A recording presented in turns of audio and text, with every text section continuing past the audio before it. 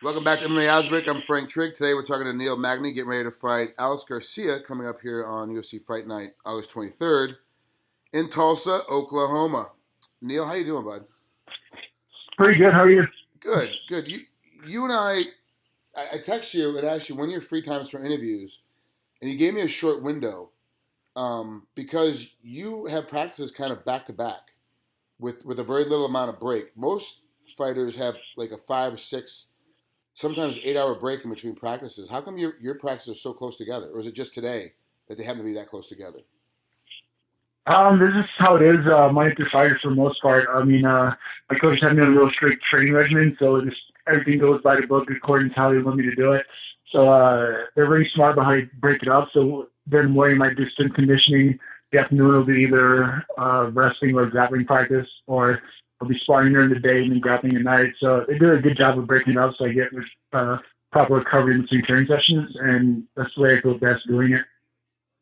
You've been on a pretty good streak coming here. You had a 2 fight losing streak way back in the middle and end of 2013 with Moraes and Basinski. But then all of a sudden, in 2014, you've kind of been on a tear and haven't taken that much of a break.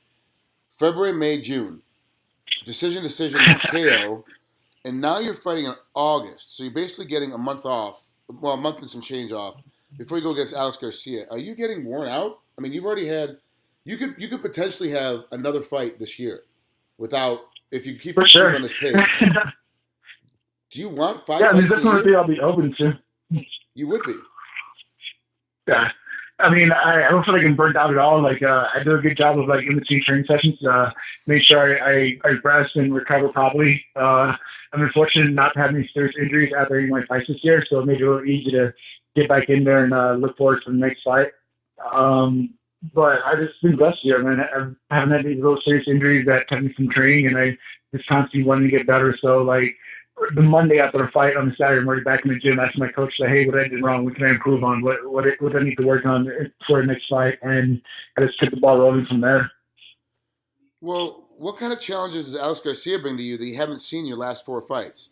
I mean, you've had a pretty good run because you've been in great shape, obviously, for the 2 decision wins.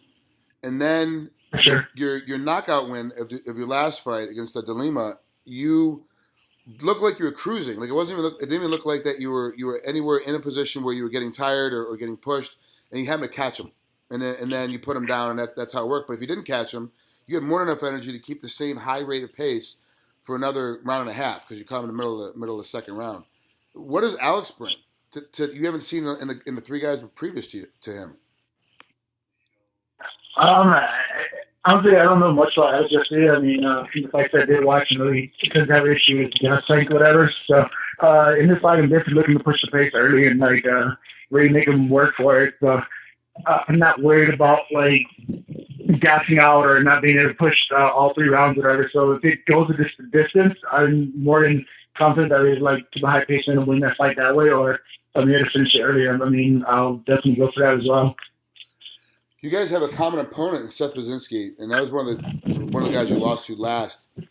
You lost a decision to him, and he gets knocked out in the second round. Did you look at that fight at all to kind of get a sense of where he was or where he is? For sure. That fight was kind of an old fight. Things from 2-3 years ago, so it's hard to really say how much that fight would benefit me as far as boxers having a fight against Seth Basinski, but seeing the way he fought Seth, I can't think how he wouldn't want to fight me, being a taller fighter with the tendency to have more of a gas tank than he does. And I'm respecting to come on and fight the same way, kind of look for takedowns early, kind of look for knockout heavy shots early on in the fight. But it's really hard to say based off that fight Seth Basinski was from so long ago. Sorry.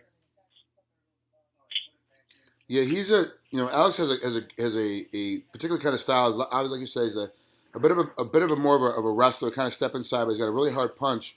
But I don't think he can get inside of you. How do you do such a good job of keeping guys away when you need them away and close when you need them close? You do a really good job of making those things happen. Yeah, I've been wrestling 81-inch reach in welterweight division, so that definitely plays a huge part in it.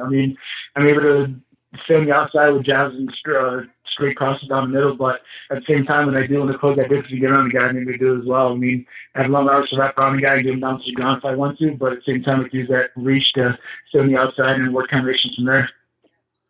Beautiful. Ladies and gentlemen, that's Neil Magny getting ready to fight Alex Garcia coming up here on UFC Fight Night, August 23rd in Tulsa, Oklahoma. Neil, thanks for coming on here. I know it's a short trip and a short time between practices, so I won't keep any longer. I appreciate it. We'll talk to you soon. Awesome. Thank you for having me.